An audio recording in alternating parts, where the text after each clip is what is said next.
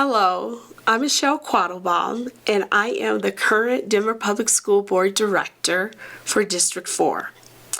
I first want to begin by thanking you for trusting in my leadership.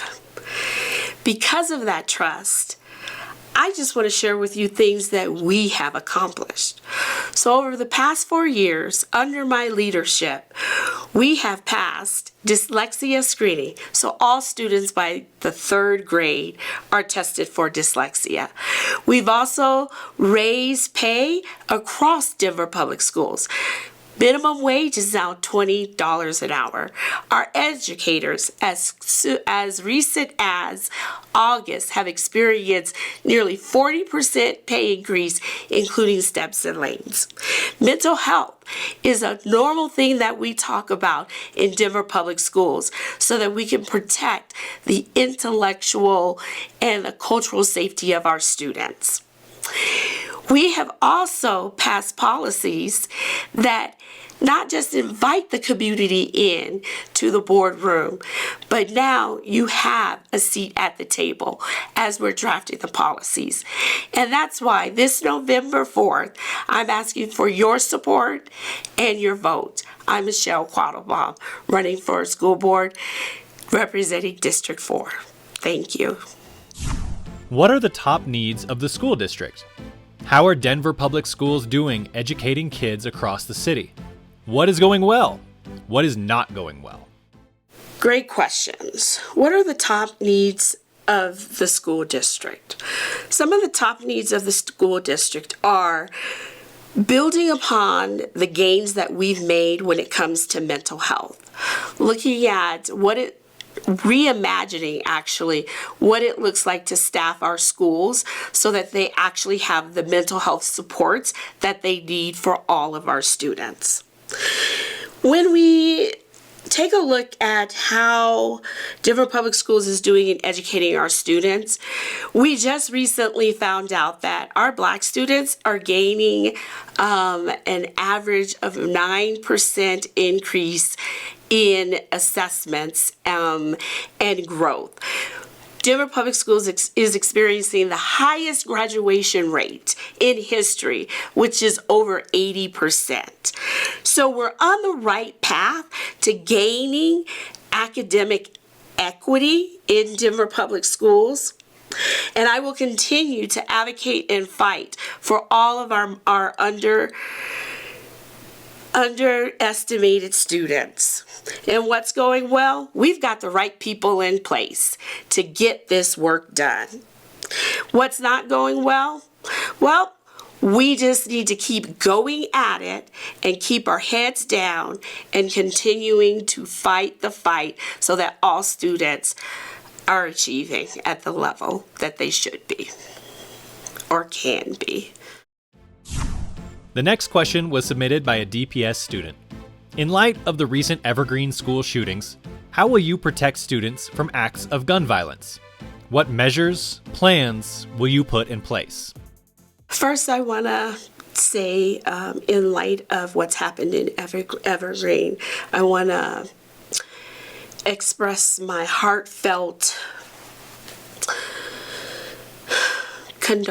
not condolence, but I just want to express that I'm with those students, with the faculty and with the staff.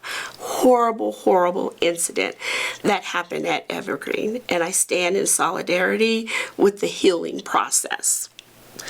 With that said, Denver Public Schools, we're doing a good job at keeping our students safe. We're implementing several things. Our campus security staff, they work in tandem with Denver Police Department and the Sheriff's Department, ensuring that open communication is an ongoing thing. I have actually worked with a student at Denver Public Schools to ensure that Denver Public Schools talks about safe gun storage every school year. And that's important because we know that gun violence amongst young people happens with guns that are in the home. So it's not just keeping the students safe when you're in the school, but we need to make sure that our families are prepared and that they are storing their weapons safely. Can you explain where the money to fund our schools comes from? And what changes, if any, are needed to ensure that the district has the money it needs to deliver quality educational opportunities to all students? Yes, so where the funding comes from for Denver Public Schools is we receive both federal, state, and local, which means city, funding for our schools. The largest portion that we receive in Denver Public Schools actually comes from the city.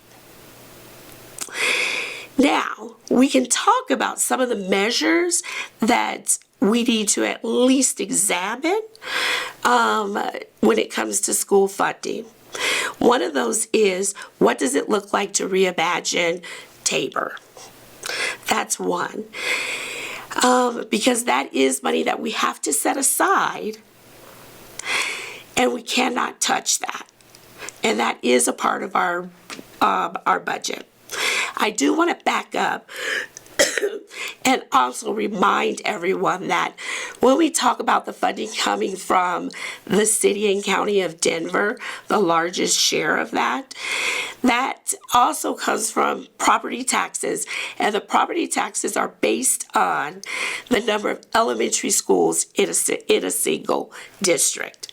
In addition, I also want to point out that we must begin to look at for-profit prisons. We fund that $55,000 an individual.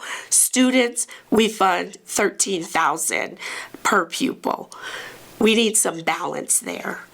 What K through 12 personal experience most impacts your views on education? And is it relevant today? The K-12 experience that most impacts me is a personal story with one of my own children. In kindergarten, I sent this child to school, and they were reading. My child was reading in kindergarten on a first grade level.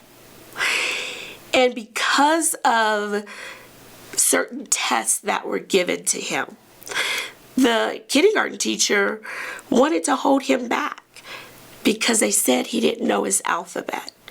When the truth of it was, he was reading and he just didn't want to take the test because everyone knew that he knew his alphabet. And why is that relevant today? Because we must look at how we're assessing our students. We have to have multiple ways to ensure that we're actually measuring mastery of content. And today at Denver Public Schools, we are doing just that. We do not only rely on the state mandated test, we have other measurement tools so that we are actually measuring the learning that is happening in Denver Public School classrooms. How do you see the role of charter and innovation schools in the DPS system? How should the board ensure that all schools, regardless of governance model, offer high quality and equitable opportunities? So I've often said, and I shared this 4 years ago, my children have experienced private school, public school, district supported school, charter school, and innovation schools. We selected as a family what worked best for our students as well as what worked best for our family. Every family should have that opportunity to lean into what is best for their family unit. With that said, I also believe that charter schools, district-run schools, and innovation schools, no one single school model is the answer to the questions that plague us today in education. Because if that were the case, all of this would be fixed, but it's not the case. Each one of those school models plays an important part in the fabric of education in Denver, Colorado. Families should have the right to choose what works for their family. And I believe we are doing a good job in DPS. As a matter of fact, we are sought out across the nation because people want to mirror how we have paired these school models and how we work well together for our students. Your website states, healthy learning environments begin with creating a space of emotional, social, and intellectual safety. How will you create such healthy learning environments for students in District 4? So when we talk about healthy learning environments, it's more than our educators or our teachers instructing a lesson. It's about making sure that our students feel heard and seen and belong. So one of the things that I supported and under my leadership, we're streamlining the curriculum across Denver Public Schools so that there's consistency, so that there's cultural relevance, and there's rigor, whether you're in ECE or in 12th grade. The other thing that I am working on currently is we're looking at how are our schools staffed with our mental health providers and ensuring that we're able to come up with a staffing model that addresses the actual needs in the building so that every student, when they need a little extra support, they're able to have access to that.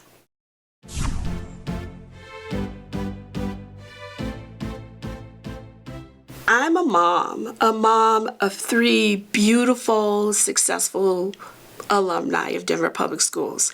I myself am a product of Denver Public Schools, as is my partner and husband. I've been an education advocate for over 20 years. I understand the work that's before us. And 4 years ago, you trusted me to get the job done. And I've been getting the job done. Now is not the time to change course. Now is the time for us to continue working to improve the gains that we are currently making. Now is the time for us to believe in our students, to believe in our educators, that the hard work that they are putting in today, that we will see a return on that work tomorrow. The work is far from over, but with your support and your vote on November 4th, we can continue the good work and ensure that every student in Denver Public Schools receives a high quality education so that every student in Denver Public School thrives.